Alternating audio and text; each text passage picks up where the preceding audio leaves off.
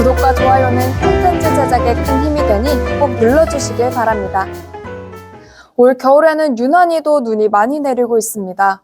때문에 빙판길 낙상 사고가 잇따르고 있는데요. 빙판길에서 넘어졌을 경우 보상을 받을 수 있는지 사례를 통해 살펴보겠습니다.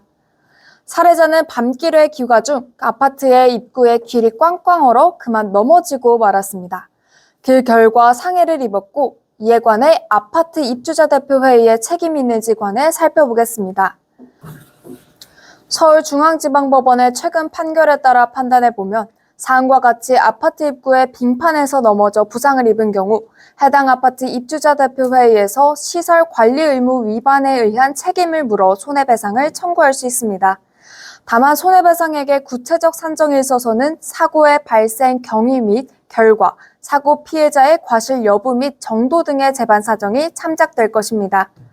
다음 사례 살펴보겠습니다. A는 아파트 내 주차장에서 현관 출입구로 이어지는 경사진 인도 빙판에서 미끄러져 오른쪽 다리 발목 골절상을 입었는데 이때 영하의 날씨로 젖은 눈이 내리면서 사고 지점 인도가 결빙되고 그 위로 눈이 계속 쌓이는 상황이었습니다.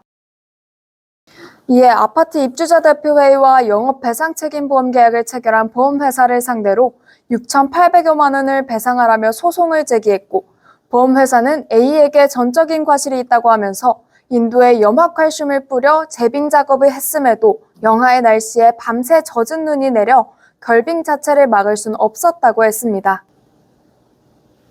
법원은 관리자는 제설 및 재빙 작업을 통해 이 사건 아파트의 시설물인 인도에 빙판이 생기지 않도록 해야 하고 빙판이 생기거나 예상되는 지점에 미끄럼 방지 장치를 설치할 관리 의무가 있고 이 사건 사고 며칠 전부터 영하의 날씨에 젖은 눈이 계속 내려 인도에 빙판이 생길 가능성이 높다는 사실을 알 수 있었을 것이라고 판단했습니다. 그럼에도 관리자는 제때 인도에 대한 제설 및 재빙 작업을 하지 않았고 빙판 지점에 미끄럼 방지 장치를 설치하지 않아 시설 관리 의무를 위반한 잘못이 있으며 이로 인해 해당 사고가 발생했다고 봤습니다. 이에 대해 서울중앙지방법원은 2천여만 원을 지급하라며 원고 일부 승소 판결을 했습니다. 다만 사고 당일 영하의 날씨에 밤새 젖은 눈이 내려 제설 및 재빙 작업에 어느 정도 한계가 있어 보이는 점, 통상 빙판이 생기기 쉬운 겨울에는 1차적으로 입주자에게 스스로 빙판이 있는지 여부를 주의 깊게 살피면서 천천히 걷는 등 스스로 자신의 안전을 돌봐야 할 주의 의무가 있다는 점 등을 종합해 관리자인 입주자 대표회의의 책임을 30%로 제한했습니다.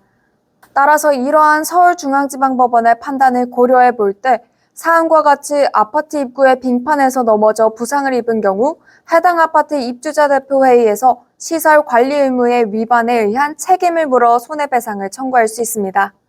다만 손해배상액의 주체적 산정에 있어서는 사고의 발생 경위 및 결과, 사고 피해자의 과실 여부 및 정도, 사고 피해자의 장해 부위 정도 및 현재 상태 등의 재반 사정이 참작될 것입니다. 그럼 이번에는 아파트 관리 주체의 면책 사례를 살펴보겠습니다. 아파트 관리사무소에서 제설 작업 및 안내 방송을 했음에도 불구하고 입주민이 주차구획선 내에 있던 빙판에 미끄러 넘어지면서 머리를 다쳐 사망한 사건인데요. 이 사안의 경우 아파트 관리 주체에게 민법상의 채무 불이행 또는 불법 행위로 인한 손해배상 책임이 인정되기 위해 관리 주체의 안전관리 의무 위반이 인정돼야 하므로 우선 이에 대해 살펴보면 관리 주체에게 부과되는 안전관리 의무의 정도는 항상 완전 무결한 상태를 유지할 정도의 고도의 안정성을 요구할 수 없으며 해당 공용 부분의 위험성에 비례해 사회 통념상 일반적으로 요구되는 정도의 것이라 할 겁니다. 또한 사안에서 사고로 사망한 입주민은 빙판이 없는 안전한 길로 보행하는 등 도로 상황에 알맞은 보행 방법을 선택하는 방법에서 벗어나 빙판이 있는 주차구획선 내에 주역으로 걸어가던 중 사고를 당한 것이므로 이러한 사고가 관리 주체의 안전관리 방지를 위한 주의 의무 위반에 기인한 것이라 볼 수는 없을 겁니다. 따라서 관리 주체의 재정적, 인적, 물적 제약 등도 함께 고려하되 해당 공용 부분을 이용하는 사람의 상식적이고 질서 있는 이용 방법을 기대한 상대적인 안정성을 갖추는 것으로 관리 주체의 안전관리 의무는 이행된 것으로 봐야 합니다.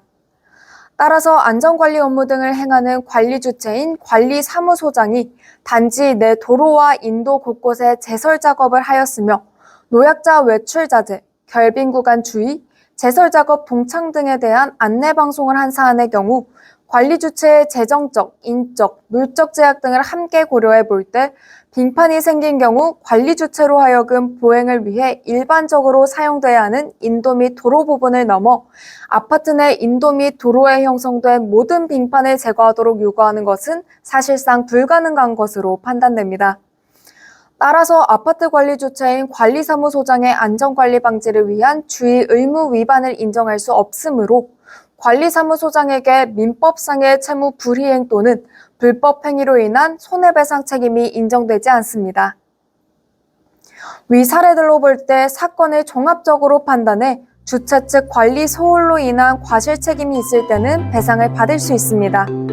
배상 책임 청구에는 여러 가지 어려움이 있고 주체 측 보험 담당자의 항변에는 일반 피해자가 대응하기 어렵습니다.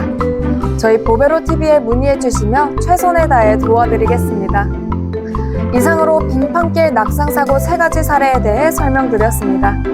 보베로TV에서는 보험금 보상과 손해배상에 관해 고통을 겪는 분들께 성심껏 도움드리고 있으니 꼭 문의해 주셔서 도움받으시길 바랍니다. 그럼 다음 시간에도 유익한 주제로 찾아뵙겠습니다. 이상 보험보상과 손해배상에 관해 유익한 정보를 제공하는 보베로TV였습니다. 감사합니다.